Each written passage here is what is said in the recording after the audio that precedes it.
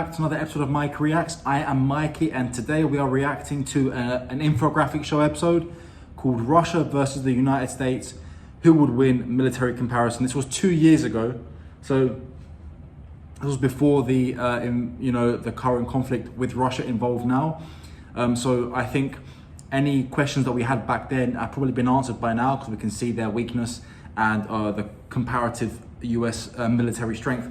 But today we're going to find out what the infographic show has to say and really gauge a comparison. I think we know who comes out on top, especially now. So let's get to it, but don't forget, if you enjoyed this content and this video, don't forget to like this video and subscribe to the channel. If you hit the notification bell, just a quick tip, you will always get notified of my content when it comes up. Sometimes YouTube can be a little bit funny, so always check that you are going to be notified. And you can support this channel by clicking the super thanks button, which supports us massively, supports me massively. And don't forget to check out the links in the description to my Instagram, Twitter, and Patreon. You will not be disappointed. And so let's get to this video. I won't bore you too much with me talking. Let's get to it. Go. This video is sponsored by Conflict of Nations, the free online strategy game where your objective is simple: just take over the whole world. Join a community of millions and build powerful armies from dozens of unit types with the coolest modern-day weapons and technology. We love planning out long, complex strategies to crush our enemies, and Conflict of Nations can play on the same account on. Viewers also get a special gift. Here at the infographic show, we've compared the might of the Russian military to the military might of the United States before. But now that we're on the eve of the inauguration of the 46th US president, we thought it was a topic worth revisiting. Currently, the USA is still ranked #1 when it comes to military power, and Russia #2.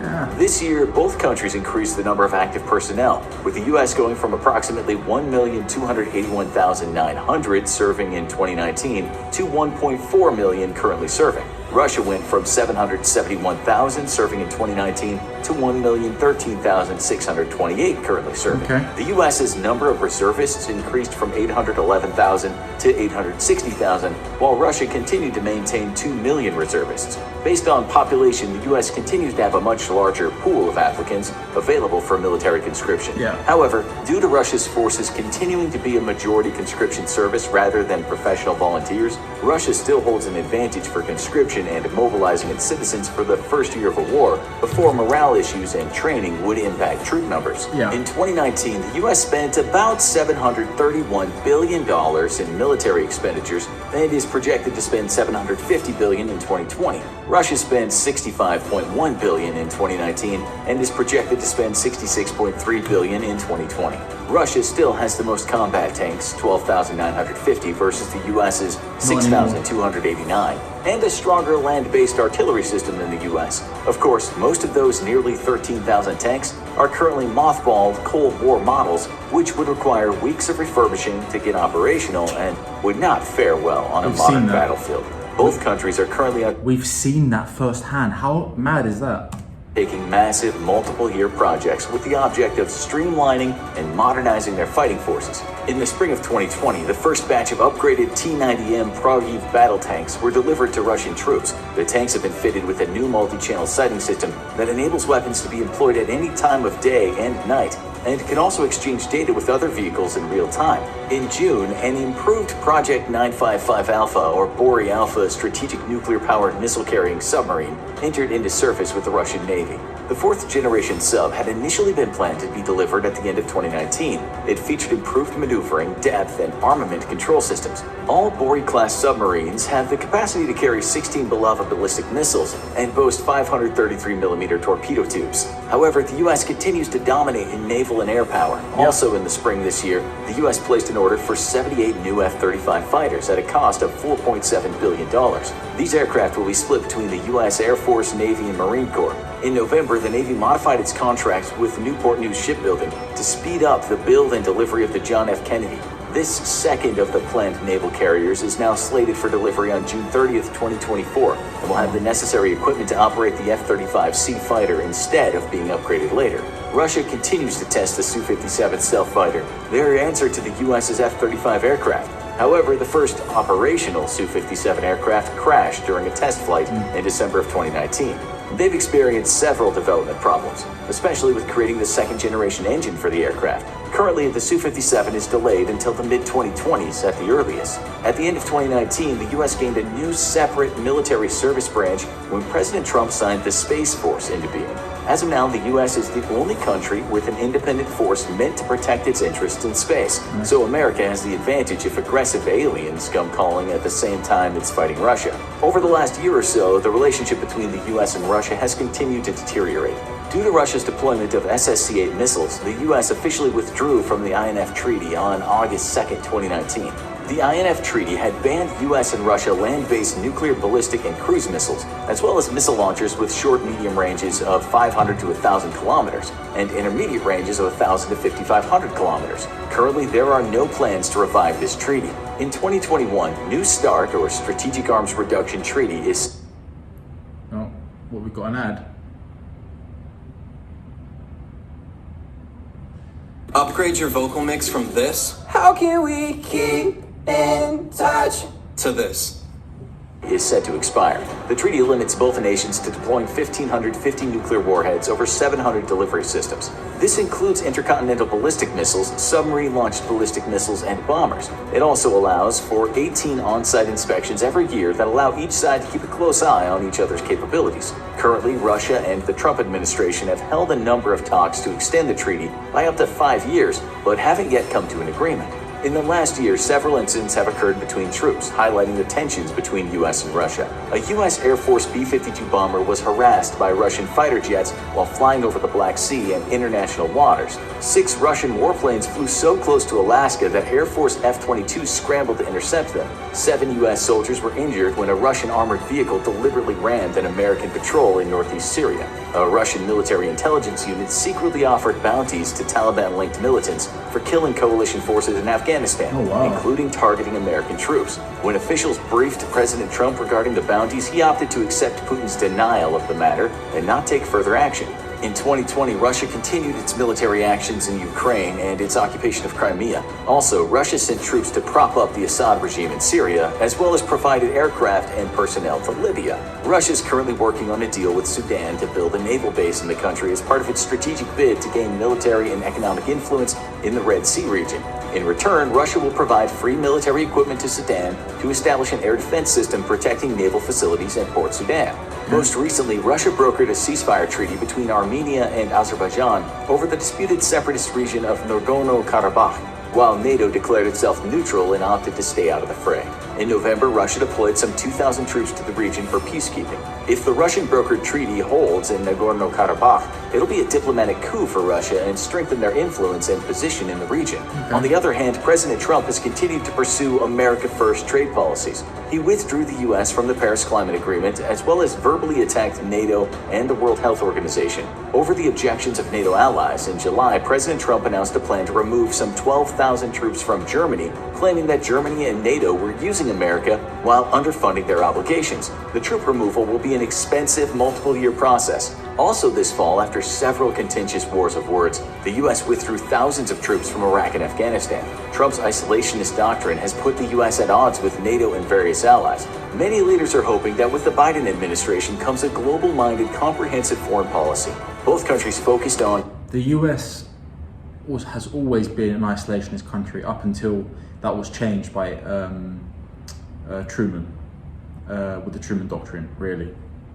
Improved cybersecurity in 2020. President Putin continued to deny that Russia used cyber techniques to attack elections in the U.S. and other countries, as well as hacking into emails from the Department of Defense and undertaking political and social disinformation campaigns. While many officials urged action, President Trump has seemed to take Putin's denials at face value. Is this video just an attack on Donald Trump? It seems as though it might just be an attack on Donald Trump. Fall, President Putin issued a written statement for a cyber truce, even outlining a 4-point plan for what he called a reboot in the relationship between the U.S. and Russia in regards to information security. However, the proposal ignored previous incidents. Furthermore, some academic experts think that a cyber treaty isn't feasible. Arms treaties have worked because access to nuclear weapons is very limited. However, cyber weapons are controlled by countries, criminal groups, activists, and teenagers. States can conduct cyber activities through black ops using proxies, including criminal groups. It'd be nearly impossible to enforce such a treaty. President-elect Biden has signaled that he'll have a harsher stance in regards to Russian cyber operations. COVID-19 has had an effect on both the U.S. and Russian militaries. In the U.S., the Defense Department issued an order in late March prohibiting the deployment of service members for 60 days to prevent the spread of the coronavirus. Later, revised guidelines were issued mandating troops tested for COVID-19 and a 14-day quarantine prior to deployment. The Defense Department also canceled, postponed, or significantly reduced previously planned major military exercises. Additionally, Navy ships have been kept out at sea longer and are making fewer port calls to minimize the risk of infection. A 4-tier testing program for the entire U.S. force was established. The program prioritizes strategic and fielded forces, followed by forward deployed troops, and then the rest of the force. A similar program will likely be created when a vaccine becomes available. After a few new recruits tested positive, all the military services paused basic training for new recruits to implement new safety procedures. A 14-day quarantine period was added, as well as a program where new recruits are continuously tested for COVID-19 and monitored with daily health assessments during basic training. Class sizes have been reduced and some training exercises limited. These tactics and others have gone a long way to slow the spread of the coronavirus in U.S. forces. On October 22nd, the U.S. military had a rate of 2,387 cases per 100,000 personnel, a slightly lower rate than the overall U.S. population, which at the time was 2,527 cases per 100,000. The military continues to remain vigilant about limiting COVID-19 infections whenever possible, realizing that the virus is a threat to national security. Is this a propaganda thing? Is this video a propaganda thing? Because they keep praising Biden, attacking Trump, and now we're talking about COVID. Also implemented plans to slow COVID infection. On March How is this about a military comparison? the Kremlin created highly centralized operational level headquarters headed up by the first deputy minister to oversee the COVID-19 response in the armed forces. Among other duties, the headquarters manages medical equipment and supplies for the forces, as well as monitoring rates of infection and creating health guidelines for troops. A 3-day readiness assessment for COVID-19 was carried out across all Russian army branches in late March. This allowed the general staff to tweak the duties and areas of responsibility of the armed forces in terms of emergency preparedness and response, medical support, and other tasks. Also, 16 prefabricated temporary medical centers were built in underserved military districts. New safety rules and an aggressive testing regime was installed across Russian military bases and compounds. Meanwhile, combat training continued as usual across all forces. The draft for some 135,000 conscripts was temporarily delayed from April 1st until April 13th, while a testing and 14-day quarantine process was implemented for new conscripts. Up until early May, the Russian government claimed that Russian troops were officially COVID-19 free. State media reported that in the thousands of tests conducted since mid-March, no servicemen tested positive. However, when soldiers began to leak eyewitness reports, only then did the Ministry of Defense reluctantly admit to a few cases. Even now, information is limited as to the spread of COVID-19 in the Russian forces. From March 1st to September 15th, 2020, there were 12,066 confirmed coronavirus cases in the armed forces and another 1,509 cases among civilian personnel, making for an estimated 1.6% of the military and 0.2 to 0.25% of civilian personnel contracting COVID-19. It'll be interesting to see the long-term effects the pandemic has on both the U.S. and Russian militaries, the allocation of funds for military budgets, and strategic doctrine. Thanks to our sponsor, Conflict of Nations. Use the... Right, well, I've seen a bit of propaganda in that, to be honest with you, but that's fine. I know I'm not really here to talk about my political beliefs, but yeah, guys, you know, there was a comparison there, but it didn't really tell us who would win. It didn't really map it out for us. I mean, it's obvious though, isn't it? It would be the United States. Obviously, the United States has less nuclear armaments than Russia, but it doesn't matter. When you're talking about a difference of 1,000, when you have 4,000 or 5,000 warheads each, it really makes no difference whether you have 1,000 or 5,000. They can do the same damage. Really, you're not going to get to use 4,000 warheads in a situation like that. So take that aside. The US has more advanced aircraft. Of course, there are 4th generation fighter jets that Russia has, the Su-57 now, but they're far less than the amount of F-35s and F-22s that the US has, and they are superior fighters. Again, that's just an opinion, but as far as I understand, they are technically superior fighters, and obviously they have overwhelming force. The two things, the biggest thing that's going to matter in any conflict is going to be air superiority As we can see now with the new Javelin, well, it's not, the Javelin isn't new, but with like things like the Javelin, this is the first time we've seen currently what's happening now, tanks being used in a conflict since the Second War. No, tanks being used against tanks or in an invasion force really since the Second World War. They weren't really used that much in Korea as an invasion force. Neither were they used really in Vietnam, Afghanistan or Iraq. You had more armored personnel carriers that were more effective in doing what they need to do, because it meant that the troops inside could exit the vehicle and engage. Tanks, I wouldn't say they're obsolete, but as we see currently, they are far less effective because of someone's ability to use a Javelin, which can be operated by one human, to eliminate that threat. And especially the Russian tanks, which, as it does say accurately here, a lot of them were old Soviet era tanks which needed upgrades and had been upgraded, and you can see that a lot of them do have those grates on top of them to prevent from Javelins, which actually strike from the top, which is the weakest point of the armor, as well as underneath, but and they still weren't as effective.